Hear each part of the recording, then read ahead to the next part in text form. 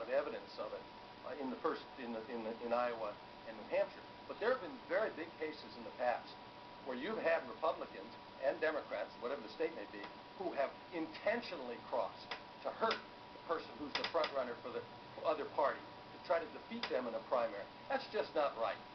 Let each party, the members of the party, the people who have stepped up to the plate. He's talking about like Teddy Roosevelt, who was, he said, oh, I'm going to run for the Republican Party, oh, I'm going to run for the Democratic Party, and he got both knobs, And the thing is, well, what were the politics like? What were the political divisions and parties like back then? My name is Trisha Gill with Quinnipiac University. I was wondering if you would share with us one of your favorite experiences in debates, or possibly the experience that you had when the transition between Bush and Reagan and the announcement of quail species. You were set up to ask that question, haven't you? Yes.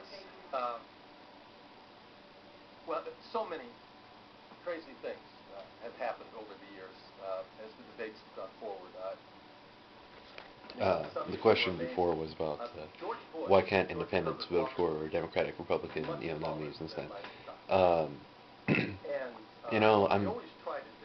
just kind of curious. What if you did allow people to choose their, both, parties, or actually one from each party, so that if I get a primary ballot and I see, okay, here's all the nominees for Democrats, here's all the nominees for Republicans, here's all the nominees for Green, here's all the nominees for, yada, yada, yada. Okay, so now I can choose which Democrat I would like to see be nominated for, on the ticket, which Republican I'd like to see nominated on the ticket, which Green Party. And because, to me, rather than, all or nothing, how about, well, this is the guy who I think is the best. This is the person who I think is the best. This is the person who I think is the best in each of these different parties. This is the person who I would, if somebody is going to win, I'd rather it be this guy than that guy. In my opinion, it would be a good way to go. The setup was we had the audience and bleachers, and this is where folks could ask the questions, and we had 3 bar stools where the 3 candidates sat.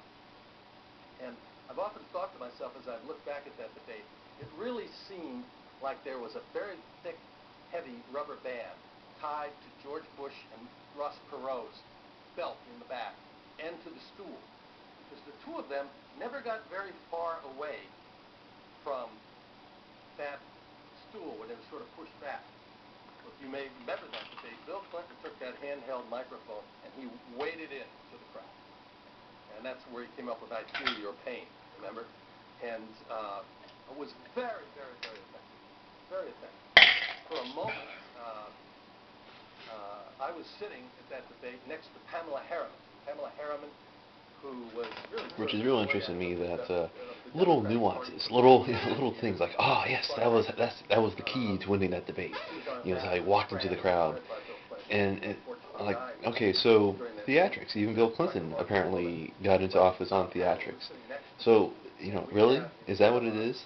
Our whole presidential system is based on the idea that whoever can be more theatrical, whoever can put forward a better show, they're going to win.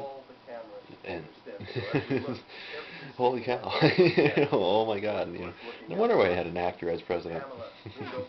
No wonder why I got an actor as governor of the United States, or governor in the United States. 2 governors. Wait, 3 governors. Holy cow! If we have time, I'll come back and talk about that other thing.